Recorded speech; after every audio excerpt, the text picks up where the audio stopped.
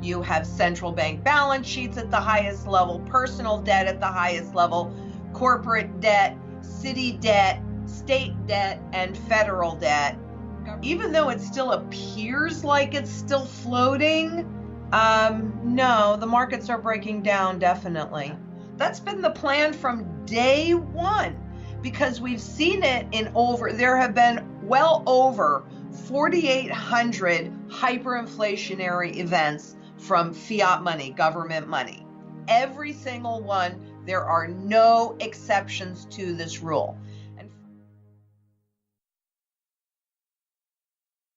How do you legally move a few dollars or millions of dollars in the U.S. banking system without it being tracked back to you? I've been showing people how to get financial privacy, financial anonymity, in fact, for 25 years. I get people out of debt situations, even during the middle of a levy or lawsuit. Then I create a legal fortress around the cash flow and assets that cannot be broken, even by the IRS. For some professionals and small business owners, I even have to use the dark web to handle large transactions invisibly. If you're still the personal signer for any bank account or not using the dark web for business, you're a sitting duck. Visit me at aceofcoins.com to learn the secrets to total financial privacy.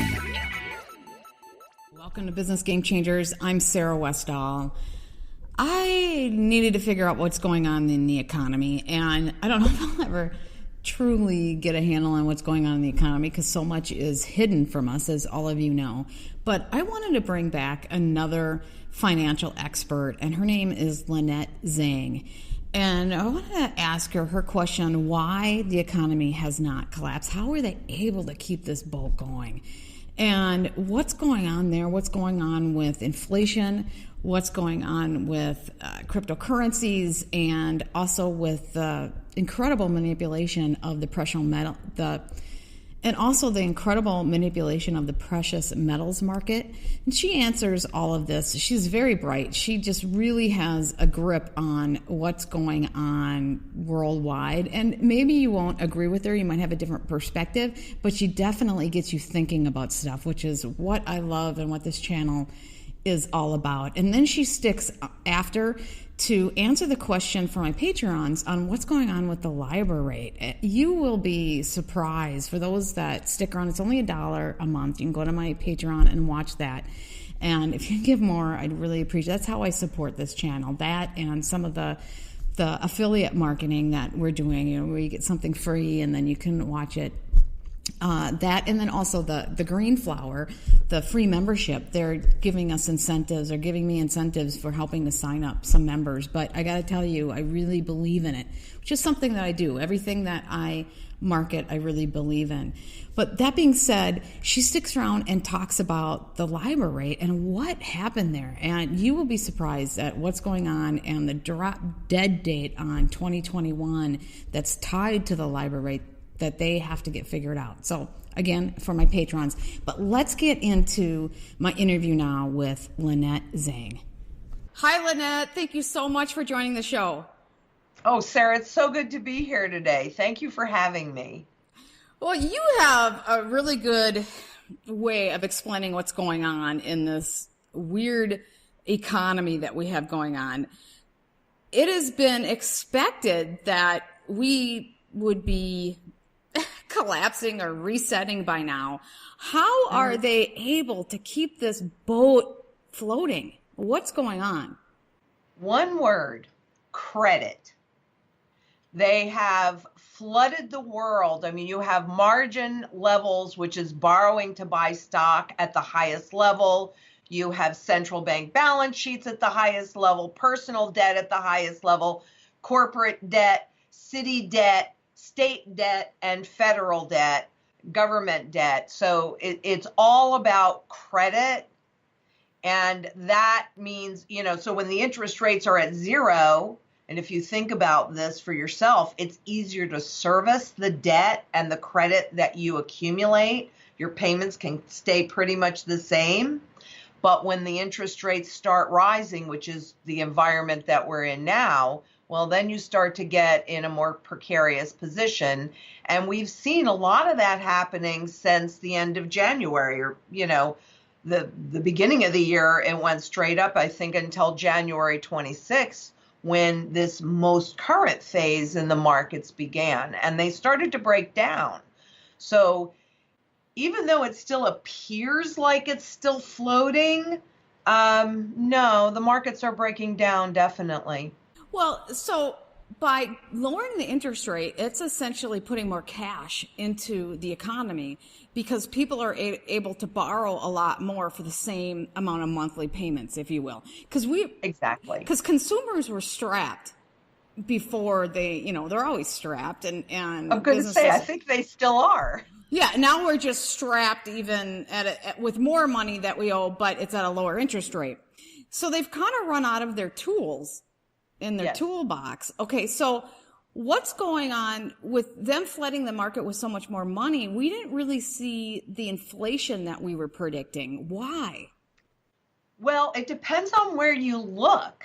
Where we have seen the inflation, I mean, when they did all the quantitative easing, which in this country, maybe we're not doing it so much because they're trying to run off the balance sheet. You hear hesitancy because they're doing it in the treasuries, but they're not doing it in the mortgage-backed securities. So I'm sorry, I kind of went on a tangent. I mean, these things are so complicated that when you try and give like one little easy answer, which is what I try and do, it's not necessarily so easy. But essentially, in 2008, the system really did die. And so it's just been constant. They're very creative and they come up with all of these new tools. But these debt levels, it's not just that they're not sustainable, which is the way they position it, but they are not payable. And you're absolutely right. They have used up every single tool in the arsenal. Now, that's not to say that they can't come up with another amazing, tool, maybe universal income, to cover up the fact that, people are not really making more money, even if the inflation or their salaries make it look like they're making a little bit more money. They never keep pace with the true rate of inflation. So where we've seen this inflation really explode is in the stock market, in the bond market, in the real estate market. Those markets, and in the derivative market, that's the scariest place, frankly, because those are just big bets. But that's where all of that quantitative and hyperinflationary money printing went, was to reflate. That's the reflation trade that they talked about for years. They had to reinflate the stock market, reinflate the bond market, reinflate the real estate market. That's where it went. Well, it's kind of interesting because it's really obvious that the market, it doesn't double this quickly, right? It's really gone up. And when it went down in 2008, everybody said that was a normal adjustment in a lot of ways. Maybe not quite that low, but to a certain point, it really needed to adjust because it had such a roaring time. It needed to adjust more because of the garbage that that the market had moved up on, the speculative derivatives, which really started in the end of the 90s, right? A lot of things shift. You have to kind of look at the whole evolution. And you're right, it was a normal correction because if you're actually in a free market, then it's a supply and demand market, and corporations would be doing things that would actually stimulate their economy and, as a whole, buying property, building factories, hiring workers. If it really was an economic recovery, that's not really what happened. That was pulling money out of your house like it was a piggy bank, because that was the next bubble that they blew up after the NASDAQ bubble popped. Yeah, it was a game that they played. What you have been asking for is finally here. The Matrix Solutions Deprogramming Series, Your Right of Self-Determination, by Prime Minister David Williams, and broken down in manageable pieces for you to finally learn the truth as to what your right of self-determination really is. So now is your time to start down the track of learning to think again. Start with your right of self-determination. Use the link below to gain access to this valuable information. Yeah, it was a game that they played. Oh, 100%. And it's a dangerous game. And it's like, I was thinking about it. It's really like a whack-a-mole game. Italy, the populist movement in Italy rears its ugly head. We know the Italian banks are in deep trouble. The markets react to it, down 400 points and at the Dow the day before yesterday. Bam, they put that down. Okay, now they're not going to be these recall elections. Everything is just fine. Well, the Italian banks were in trouble before Wednesday, and they're still in trouble.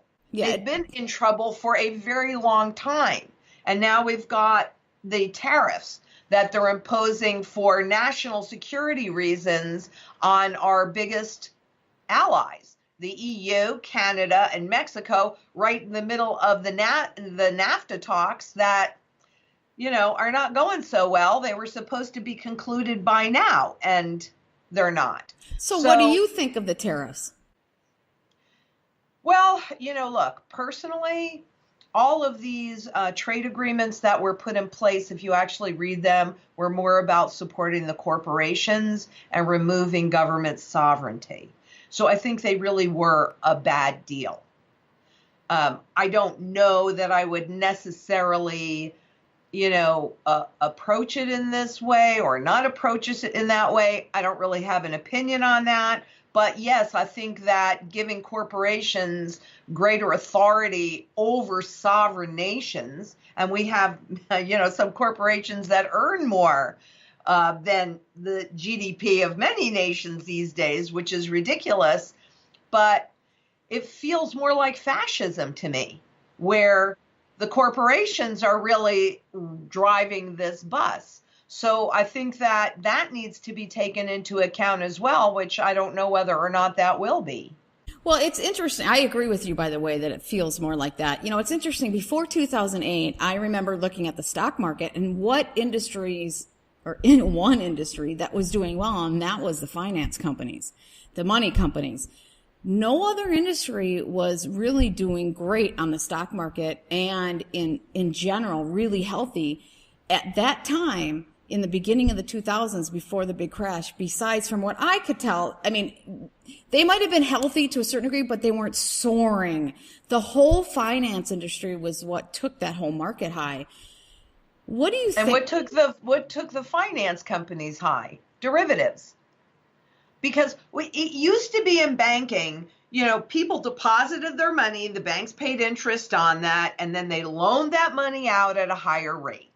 Okay, you think back to It's a Wonderful Life. Okay, so that was the banking model, and they didn't take on these risky bets with depositor money. In 95, in this country, they legalized the ability for banks to sweep those deposits into sub-accounts, and then the banks have the ability from there forward to utilize your deposits as collateral to borrow, so leverage upon leverage to borrow, and then they can do anything they want with that money. And what they've done with that money is put it into risky derivative bets, where, there in many cases can be leveraged 1,000 to 1. Well, think of the money they made on that. That was a huge boom. And so they haven't been able to repeat that. And so now they're constantly trying to figure out different ways to game the market to create that kind of huge wealth. I don't know that I would completely agree with that, because the derivative market has grown, and whereas it was a niche market up until 2008, where it was really primarily just the banks that were participating in it. During a little bit, I looked at the Bank for International Settlements. They publish all of the derivatives. And before they changed the way they accounted for it, it's pretty noticeable that central banks were not really big players in the derivative markets. maybe a little bit to hedge a foreign exchange exposure, but at a very minimum level. When the crisis hit, what they did was they took taxpayer money and took those bad bets off the bank's books. Those bets did not go away. They merely shifted from the bank's responsibility and liability to the taxpayer liability and responsibility. And what the central banks then learned, because who's been driving this bus? The central banks. And there was a whole CFTC report. Megan, would you write that down? And I'll send you this link so you can read that CFTC report on central banks now doing speculative derivatives. So exactly. And in mutual funds. So now they've pushed them onto exchanges, and they have completely infiltrated the entire global financial system. Even for you and me, we may not realize that we are participating in this derivative market, but we certainly are, whether we want to or not. And if you own a mutual fund, you better darn well find out if they've got derivatives attached to them, anything that's leveraged. And so, I mean, the banks are making a flippin' fortune. The Office of the Comptroller of the Currency actually publishes a report on a quarterly basis of the level of derivatives in the FDIC insured banking system. And, so they show you how much money, at least that they're reporting that they're making from the derivatives. No, that's a huge line item. We're not so important anymore. Well, it seems like they're the only ones really making money to that level. There's some high tech and there's some good, futuristic stuff that's making some decent money. Healthcare in a lot of sectors. But in general, they're the ones making the money. Well, yeah. I mean, it should be pretty obvious to everybody who exactly was too big to fail, because you and me, we could fail just fine. And a lot of other sectors, mom and pop shops, they could fail just fine, but the banks could not fail. And they've gotten a whole lot bigger. Okay, well, why hasn't inflation hit Main Street? And will it ever? Well, number one, it actually has. It's just that their perception management tool where they're telling you they're not hitting their inflation mark. But I don't know. Can you remember what you paid for, your food or your gasoline or anything like that in 2006?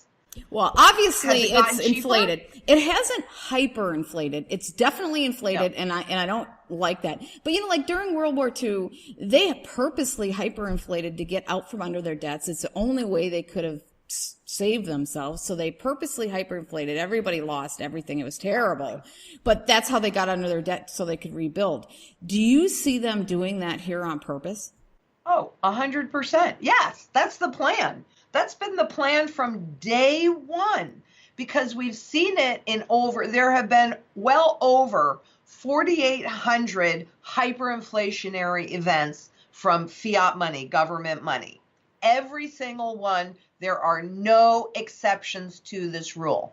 And frankly, Sarah, the only difference between inflation and hyperinflation is the speed of the inflation.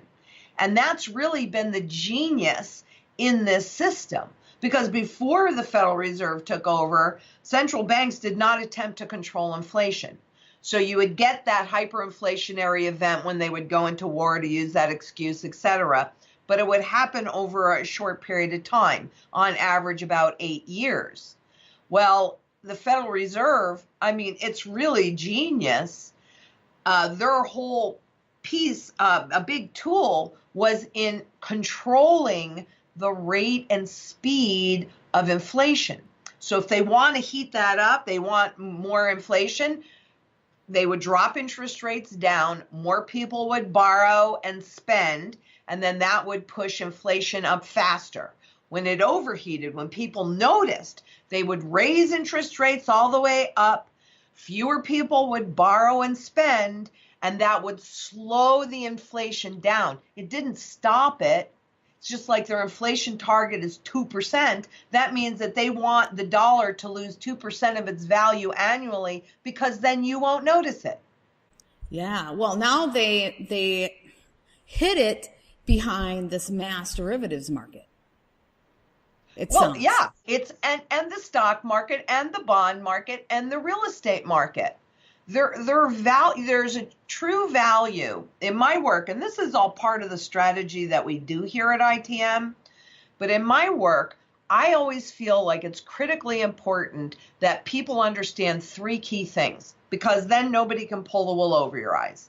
Number one, and this is arguably the most important factor, you need to understand the true value of any asset or any instrument. Because if you don't really know what it's really, really worth, then you're listening to Wall Street tell you what this is worth. And I don't know, with all the lawsuits and all the manipulations and with all the, all the garbage that they put out, they're admitted liars. Well, you can't trust them. You can't trust anything they're doing. The only thing you can do is bet on riding their game and get out before they decide to stop playing their game. Well, that's why I do the insider trading every week, and you'll see there was a huge spike in insider trading again for this past week. So yes, you're absolutely right. They push the markets up. They get people's buy-in. Oh, it's going up. It's going up. I have to ride it because it's going up, while they're selling in to you. And then when they have enough out, then they want it to crash. Your wealth transfers their way. And because they've moved their wealth out and put it into tangibles. I mean, let's see, who's buying gold? Central banks and the 1%. Okay, so they move their wealth into something that will hold its purchasing power, let the markets crash, think of 2008, and then they go up and they pick it up for nothing. Yep, that's exactly the cycle. It's the cycle every time. And that is a wealth transfer tool. So understanding the true value of a fiat currency, right? And Megan, write this down. And if you look at this purchasing power chart, you'll notice that we're now below 4 cents in purchasing power on the dollar, okay? According to the Federal Reserve. You'll see that graph, take a look at it.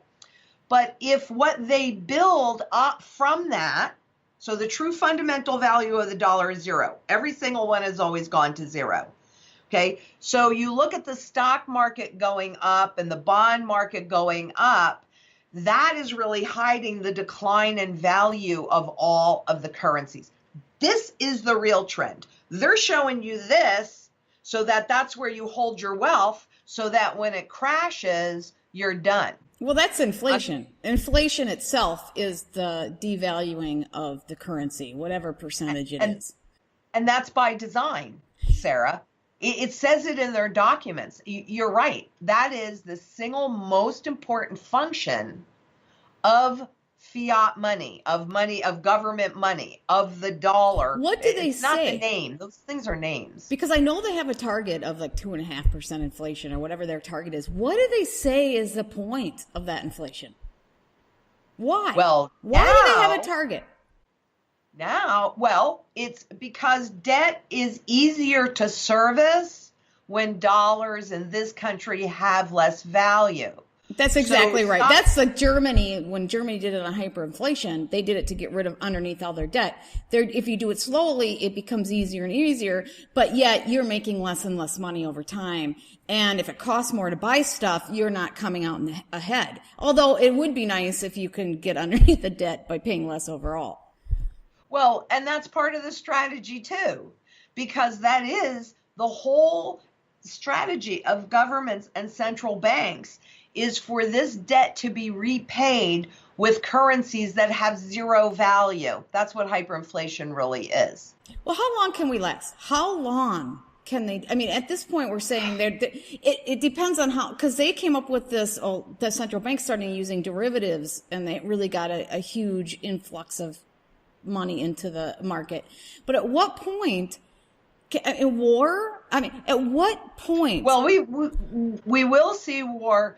Sarah, quite honestly, the market behavior that I've been witnessing since the end of January, I think January 26th, tells me that they are losing control.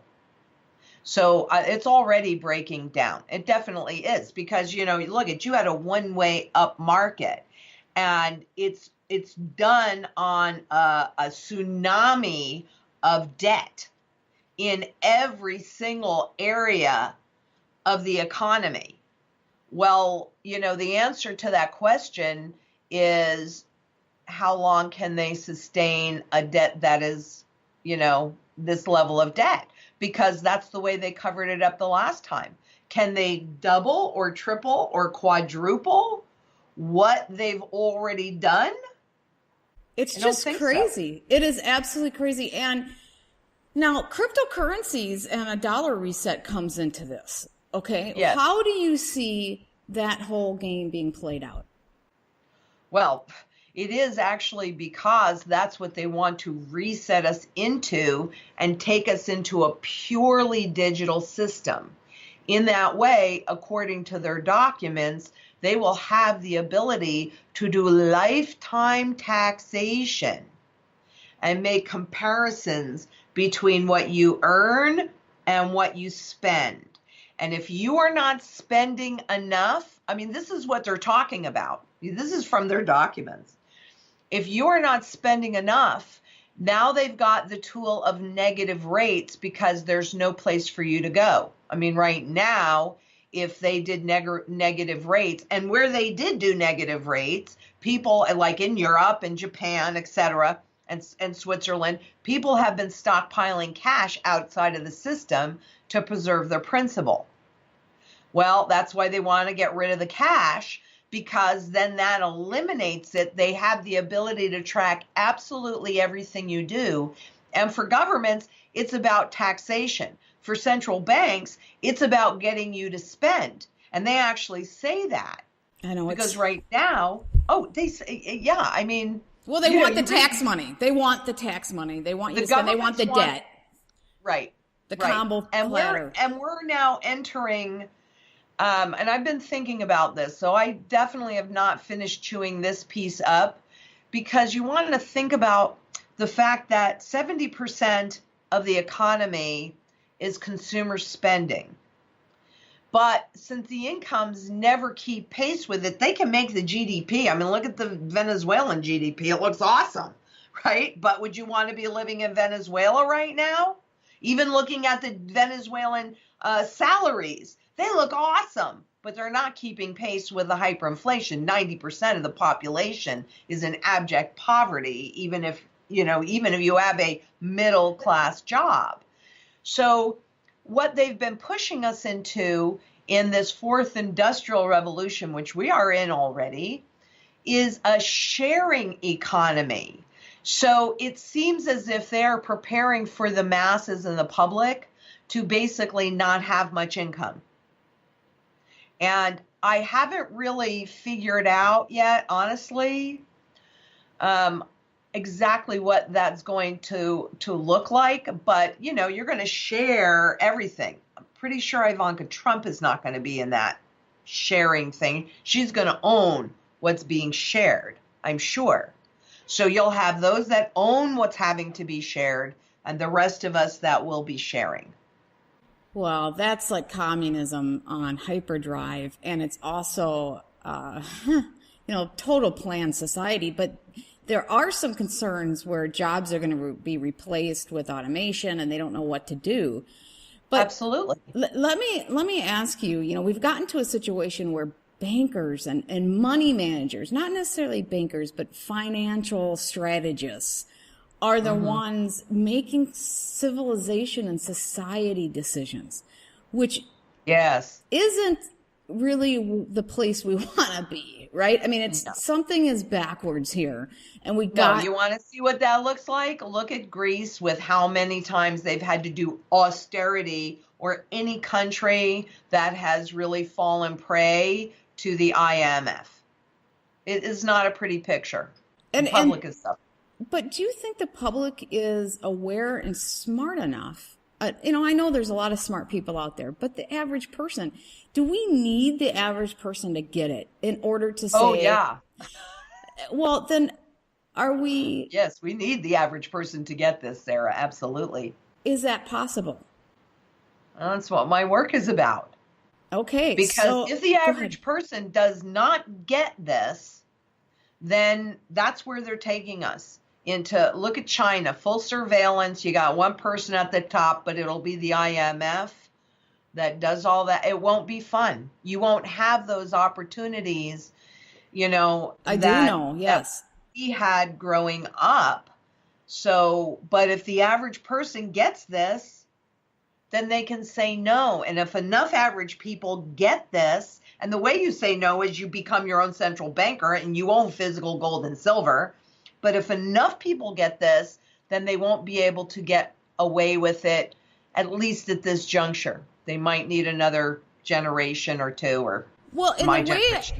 And I think the way a person can relate to it is, it's like if you've ever worked for the worst bureaucracy in the world, where everything is almost at a complete standstill and they control you to the nth degree, that's what we're going to enter into.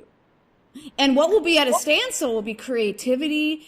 They'll force, like with the medical system, they're forcing solutions on you that don't work, and all the advances we can't. Donald Trump, bless his heart, he said did an executive order that you have the right to try, and I'm hoping that makes a difference. But we have essentially stopped evolution. Stopped creativity, stopped innovating in a lot of fields because they won't let us. That would be on hyperdrive. Yeah, I would definitely agree with that. And, messing with our food supply is definitely one way to keep people sick, keep their mental abilities dull, so that they can, so that they pretty much sleep, through this. But I'm hoping that we can wake them up. We have to. We have to. That's what your work is about. That's what my work is about. That's what this building of the community is about, a global community, not just one. I mean, there's all different levels of that. But yeah, I mean, we the public really have to come together, understand what's happening, and make a stance that no, that's not okay. And we vote with our purses. Now, I agree with that. Now, how many people who are helping to put this system together just don't understand what it is that they're putting together? Because, there are some theories that the whole cryptocurrency market was created by libertarians because it was a way to dupe them into creating the whole system for them, of which they're just going to use. I mean, how many people are just patsies in this process and need to...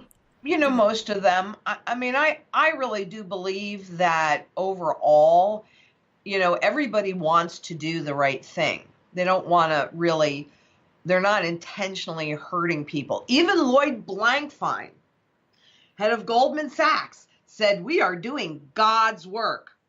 So I think he's very misguided, mind you. But, I don't necessarily think that most people have ill intent. I think they just don't care, or they don't know. I mean, I was a stockbroker, honestly, and I was at Shearson, which at that point they had the best training program on the street, and there were not very many women in it when I was in it. But they don't, and they had, they put a lot of money into training me over a long period of time. And they didn't really want you to understand how the markets worked or what globalization really meant. They just wanted you to sell a product. And so, even the insurance agents, the financial consultants, the CFPs, which are really licensed in insurance products, I really don't think that any of them, a question that you really need to ask somebody is, have you read the prospectus? Have you personally read the contract? I don't want you to just explain it to me. I want you to show me what my rights are and what my jeopardy is. I want you to show me what my costs are, the real costs, Not, this isn't going to cost you anything. All the money that you deposit is going in, but then they get paid out a huge commission because it's just hidden. And you have to pay huge fees if you want to get out of it.